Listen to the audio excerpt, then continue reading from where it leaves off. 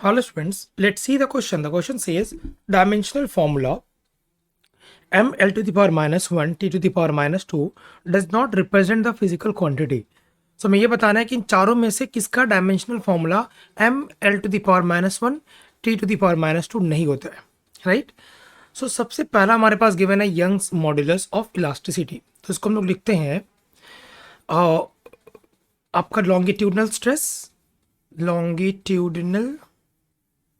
Stress divided by longitudinal strain.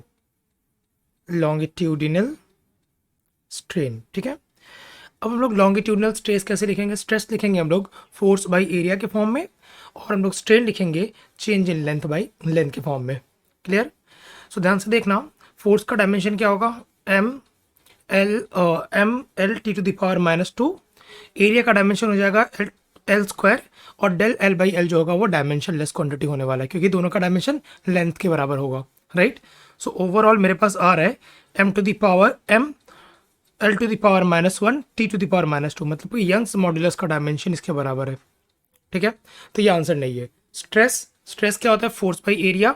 So force by area का dimension जैसा कि मैंने अभी यहाँ पे निकाला है एम एल स्क्वायर, मैंने M L T to the power minus 2, ये हो गया फोर्स का डायमेंशन, ये हो गया एल स्क्वायर का डायमेंशन, सॉरी ये हो गया एरिया का डायमेंशन. सो ओवरऑल मेरे पास भी स्ट्रेस का डायमेंशन भी सेम आने वाला है. ठीक है, कोई दिक्कत नहीं है. स्ट्रेन के बारे में सोचो, स्ट्रेन क्या होता है? अगर मैं लॉन्गिट्यूडनल स्ट्रेन एक एग्जांपल के तौर पे लेता हूँ कि मान लो मैं लिया हूँ लॉन्गिट्यूडनल स्ट्रेन. ठीक है, लॉन्गिट्यूडनल स्ट्रेन क्या होगा? Change in length by length. अब सोचो, ये भी लेंथ है, ये भी लेंथ है, तो दोनों का डायमेंशन क्या होगा? Length by length. सो ये क्या हो गया? ये एक डायमेंशन लेस क्वांटिटी हो गया.